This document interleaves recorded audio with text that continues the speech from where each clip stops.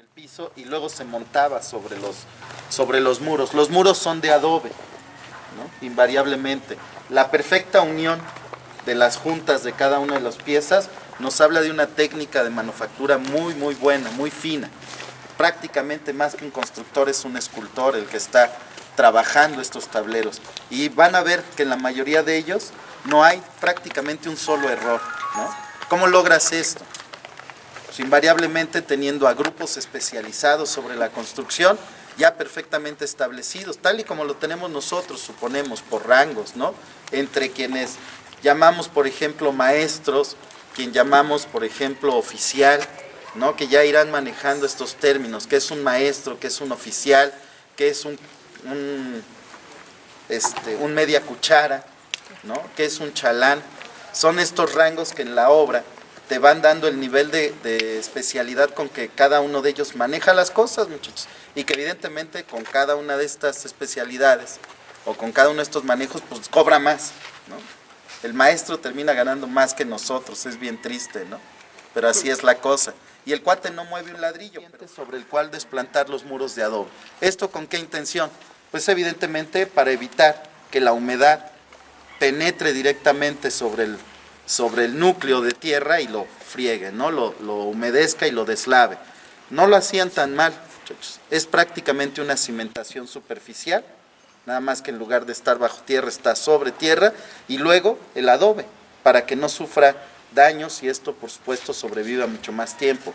Vendría el recubrimiento de cal y luego los tableros en la parte superior, ¿no? De aquí es de notar, muy singular, el caso del refuerzo, del diseño de los accesos, de las puertas, donde muchas de las piedras que llamamos dintel, que es el que va en la parte superior y libre el claro, prácticamente son piedras monolíticas, ¿no? O sea, de una sola pieza. ¿Cómo subirían, muchachos, los materiales estos cuates? ¿Cómo le harían para mover una piedra de esas? Como ustedes pueden ver, la de allá atrás, ¿no? La del acceso derecho, por lo menos debe tener una longitud de ¿cuánto? De 3 metros, por un ancho de 1,60, ¿no? Y un espesor de 30 centímetros, ¿les gusta? Debe estar pesando unas 3 toneladas. ¿Cómo la sacas de la cantera? ¿Cómo la transportas? Llegas aquí, ok, la trajiste arrastrando, le metiste morillos para rodarla, ¿no? Pero ya la pusiste, ahora ¿cómo la subes? 3 metros arriba. Todo eso debió ser una organización muy interesante, pero además de un conocimiento de la física impresionante. Por supuesto que la subieron por contrapesos y poleas, ¿no? A través de un andamio. Pero para eso se necesita conocer cuántas poleas, muchachos. No es tan sencillo, ¿eh? No es nada más de, mira, jálale una cuerda y métele una polea y ponle un peso de este lado para que se levante, ¿no? ¿Cómo tiene que ser la estructura del andamio que soporte el peso de 2 piedras o de 2 pesos similares para formar el contrapeso y empezar a elevarla? Todo eso debió ser muy impresionante y no tenemos registro alguno, chicos. No tenemos registraciones por las esquinas, pero no nada más son entre calles, también son áreas de servicio. ¿Qué se hace en las esquinas, chicos? La esquina sirve como almacén, sirve como área de trabajo, sirve como cocina. No se cocina allá adentro, se cocina en las esquinas. O sirve como comunicación con otra célula. Cualquiera de estas puede ser la variante. Hay veces que en lugar de 4 habitaciones, en otras regiones de Mesoamérica tenemos un portal, un pórtico, ¿no? Abierto por columnas que te permite pasar directamente al patio. Y entonces tenemos 3 habitaciones y un pórtico. En otros casos, muchachos, lo que tenemos son accesos porticados, que es una variante. ¿Cuál es este? Donde entras a un pórtico con un muro que te distribuye a los laterales para dar la vuelta y entrar al acceso por medio de un muro central. Esto quiere decir que tienes 2 cámaras, una cámara frontal y una posterior, ¿no? Y estas distribuciones las van a ir manejando cada cultura de acuerdo a sus distribuciones y por supuesto forma de pensar. No son todas iguales, ¿eh? Y eso es lo interesante. Aquí verán, ahorita pueden darle la vuelta a este patio, hay una comunicación y hay otro patio por detrás del muro con otras 4 habitaciones. Aquí se rompe el esquema porque en algún momento rompieron la distribución del conjunto arquitectónico cuando construyeron la iglesia Se sabe perfectamente, está documentado, que aquí vivieron los frailes casi 300 años. No tuvieron que construir un convento. El propio espacio les sirvió muy bien como convento. Esa parte, por ejemplo, en México no la hemos tampoco estudiado muy bien. Se habla mucho del sincretismo cultural, muchachos. ¿Qué es el sincretismo? Pues es la unión de los dos pensamientos, indígena y cristiano. ¿Cuál es el resultado arquitectónico por excelencia de ese sincretismo cultural? Los conventos no, porque son europeos. Prácticamente partidos arquitectónicos del siglo IX, medievales. Las casas tampoco. Daba miedo entrar a las iglesias, ¿no? Ese mito estúpido que duró hasta los años 80, nos queda claro hoy en día que no nos daba miedo. Los indígenas toman el culto en los espacios exteriores, en las grandes plazas. Resultado de eso es la gran interpretación de los monjes o de las órdenes mendicantes de entender que era imposible meter a los indígenas a la iglesia a escuchar la evangelización porque no estábamos acostumbrados, no entraban. Resultado de eso, hacen una forma arquitectónica única en todo el planeta, que es la capilla abierta. Una especie de portal frente al atrio, donde el atrio funge las veces de plaza y la capilla de templo, de pirámide. Eso es el resultado de un sincretismo en arquitectura. Pero de ahí en fuera, nadie puede decir nada más. No hemos estudiado mucho más allá cómo es que se fusionan estas ideas y dan como resultados espacios, otra vez, muchachos, que podríamos llamar netamente mexicanos. ¿Por qué? Porque no habría otro igual. No se mezclaron mexicas con españoles en ningún otro lado del planeta. Ni mexicas con totonacas, ni españoles con totonacas, ni españoles con mayas, en ningún otro lado del planeta. Esas pequeñas resultados, que pueden ser inclusive la adaptación de espacios, como el caso de Mitla, donde llegan, necesitan evangelizar. Esto era uno de los señoríos más grandes de Oaxaca, ¿no? De toda esta zona de valles, ya tendientes hacia la región de Chiapas, ¿no? Llegan y tienen que construir la iglesia y por las circunstancias no pueden construir el convento, pero les queda bien adaptar estos espacios. Este conjunto le llaman así, del convento, o como dice la cédula, del establecimiento católico.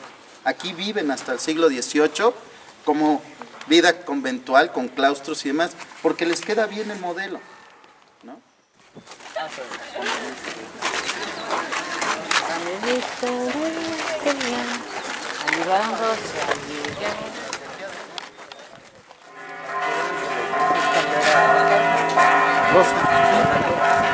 Rosa. Son tres tipos de las columnas. Tiene las columnas al centro, el espesor o el ancho del muro pues nos da una idea de lo que es el espacio interior.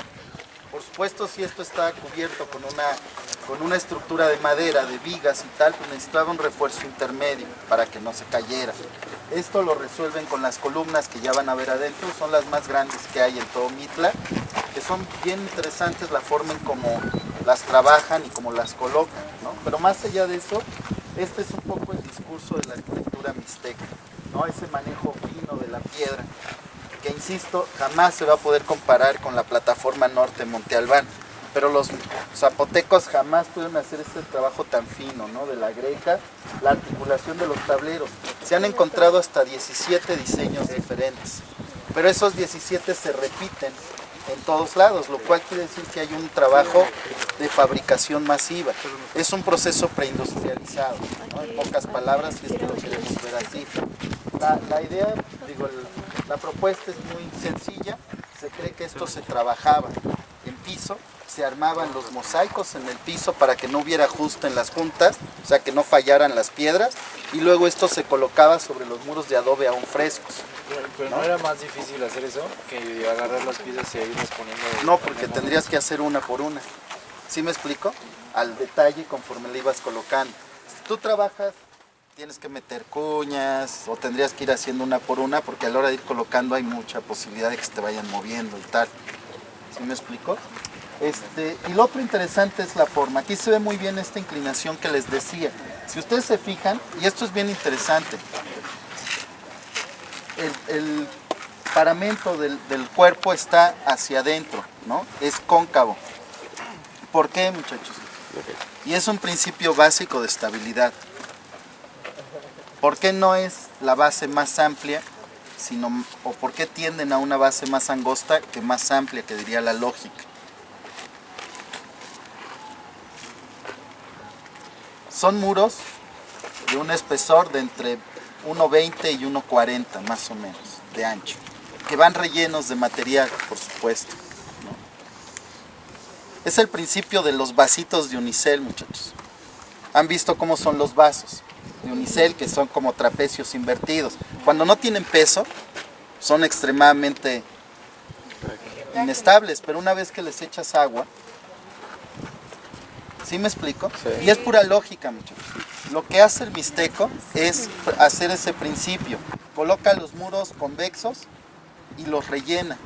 Y esto le da una mayor estabilidad al elemento arquitectónico. Suponemos una respuesta antisísmica, nada más, ¿no? Fueron tratando de articular un poquito tanto las cuestiones volumétricas como también los esfuerzos específicos. Hay una cosa muy interesante que aquí ya se ve. Está una primera hilera de piedras horizontales después del basamento, donde ya empieza el muro. ¿Sí la identifican? Una hilera de piedras horizontales o sillares horizontales, y luego de sillares verticales más anchos, y luego otra vez una hilera de sillares horizontales. Este principio es muy interesante. ¿Por qué, muchachos? Porque una estructura que tiene volúmenes de diferente dimensión trabaja indistintamente en cada hilada. ¿Sí me explico? Cuando se mueve en sismo la estructura, si todas las piedras son iguales, va a tratar de moverse monolíticamente. Pero si son diferentes, cada hilada va a trabajar de forma distinta y absorber las vibraciones de forma distinta, al grado que puede disiparlas por secciones, en lugar de absorberla como módulo. Este principio lo vamos a tener aquí, lo vamos a tener en la arquitectura zapoteca, y en unos casos muy concretos, que todavía necesitamos estudiar más, encontramos hasta piedras cilíndricas, que creemos hasta funcionan mucho mejor y tienen también esa intención de absorber los esfuerzos generados por los movimientos sísmicos, que son ¿cómo? Son horizontales, porque afortunadamente en este país los trepidatorios no existen, ¿no? Arquitectos, no hay movimientos trepidatorios en América, no existen. ¿Cuál es ese movimiento? El vertical, ¿no? Cuando escuchen por ahí a alguien diciendo es que tembló trepidatorio, se ríen. Ja, ja, ja. Yo escuché que en el terremoto del 85 había sido...